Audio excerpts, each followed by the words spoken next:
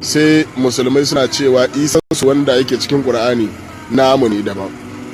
To mu namu gaskiyar magana ba ranar da aka yi cikin sa ba ranar aka haife shi, ba kuma ranar yayi magana ba kuma ranar yayi al'ajabi ba, shine gaskiyar magana. Mu namu sai da ya zama ciki wata 9 yadda kowane mutum yake zama.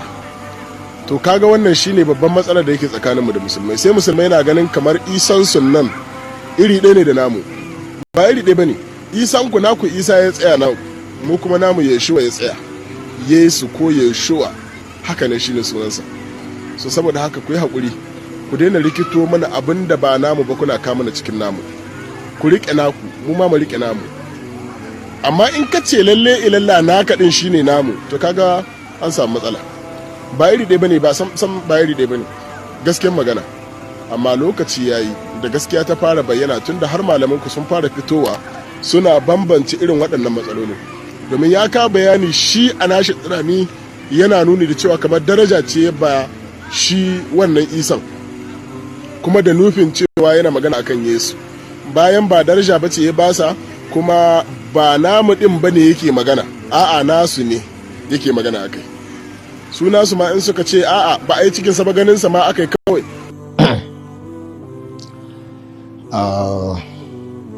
أعوذ بالله من لا إله إلا هو أعوذ بالله السميع العليم من الشيطان الرجيم بسم الله الذي خلق يسوع المسيح بسم الله الذي خلق يسوع المسيح.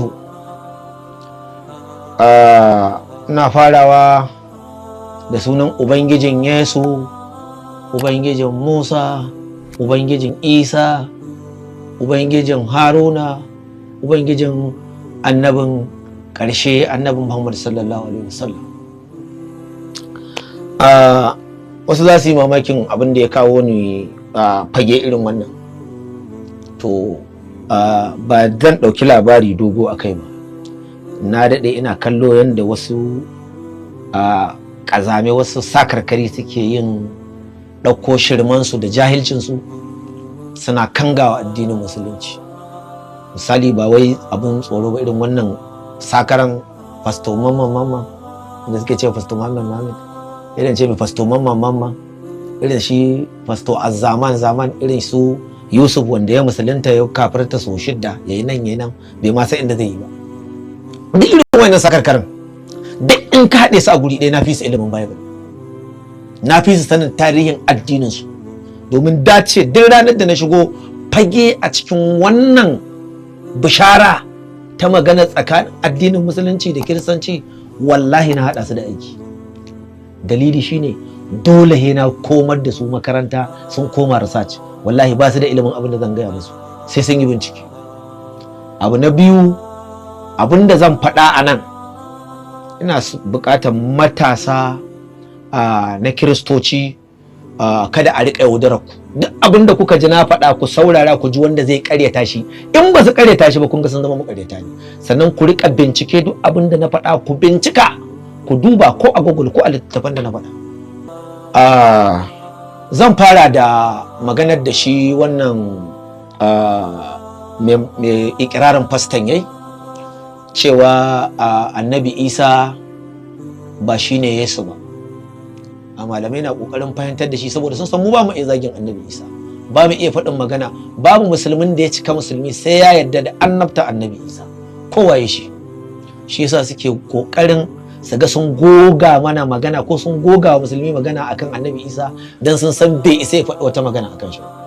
To kamar yadda kuka faɗa, malamai na nuna muku cewa annabi Isa nan na Taura da annabi Isa na Alƙur'ani ɗaya ne. To kuna cewa a'a ana matse muku. To ni na yi nawa binciken, wallahi ba ɗaya bane. Yan uwa manyan malamanmu da almajirai da ake tafiya, a yi haƙuri da wannan magana da zan faɗa. Wallahi tallahi annabi Isa ba ɗaya ne da Jesus ba. Annabi Isa wanda Allah ya gaya mana a Alƙur'ani, wanda Allah ya saukar wa Injila tun shekarar 325 da tafiyarsa sama, aka ajiye shi aka ɗauko sabo, shine aka ɗauki wannan Jesus. Council of Nicaea, ina son duk abin da na faɗa mutum ya nemi littafin ko kuma ya google Council of Nicaea. Zan rika ina dan sa muku shi ma abin da nake magana akai a kwamfuta.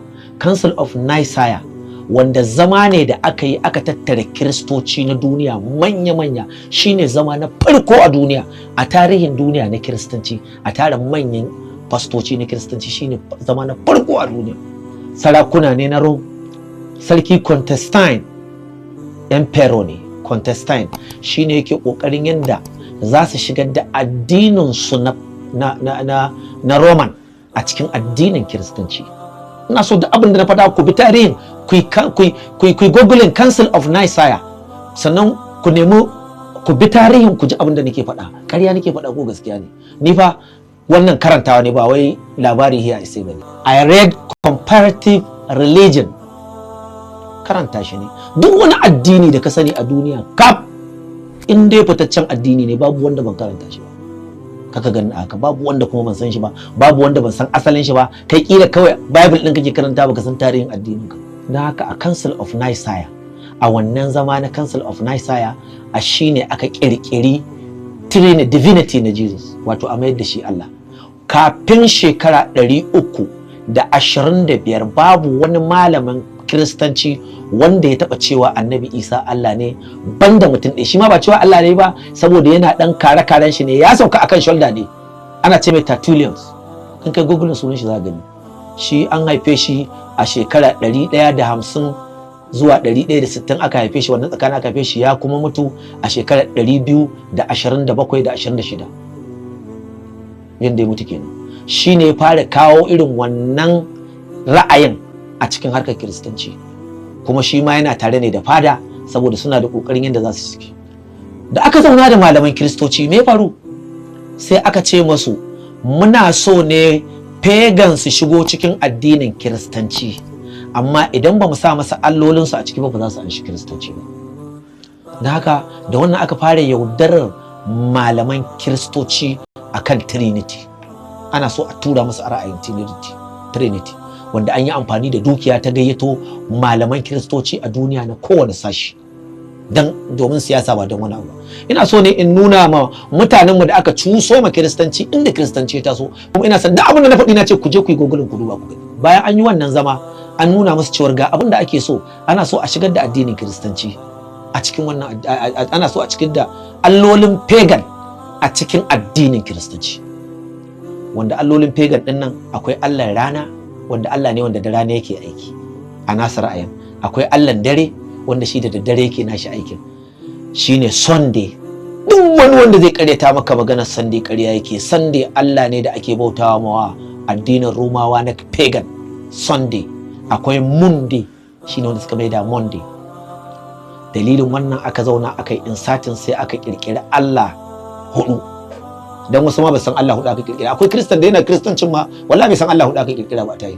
Allah hudu aka kirkira. God the Father, God the Mother, God the Holy Spirit, God the Son. Wannan su ne allolin da aka fara kirkira. Me ya kawo God the Mother? Saboda mutanen Rome, 'yan Roman Catholic suna girmama Maryam. Mutanen Rome suna girmama Maryam, domin su sun fi girmama ta ma akan Annabi Isa. Da haka sun yadda idan za a sa allolin nan sai an hada da ita Mary, suna ce mata Virgin Mary, saboda su a wurin alƙibla su sun fi bata muhimmanci ma akan Annabi Isa. Da aka yi zama aka ce to abinda za a yi a haƙura a ɗauki guda uku. Aka ɗauki God the Mother, God the Father, God the Son. Ba the Holy Spirit lokacin ba su sa mala'ika Jibrilu ba. Aka ce a ɗauki wannan, kuma bayan sun ɗauka suka ce a'a, ai Allah ya zama na family, na gida ne. Yaya za a ɗauki family zai zama family? Ya za a yi a cire abin daga family? Aka ce to dole sai dai a cire ɗaya anan. In an cire Jesus babu addinin gaba ɗaya, in an cire Allah babu addinin gaba ɗaya, sai dai a cire Mary. Shine aka cire Mary aka kawo mala'ika Jibrilu, wato the Holy Spirit kenan a cikin allolin. Shine aka God the Father, God the Son and God the Holy Spirit, wato Allah Uba, Allah Ɗa da Allah mala'ika. Shine aka cike alloli guda uku yadda ake da bukata a samu guda uku. Bayan an fidda wannan allolin, da aka tafi, bayan aka yi announcing din wannan aqida, ranar da aka yi announcing July 26 ga watan July na shekara 325 wannan ranar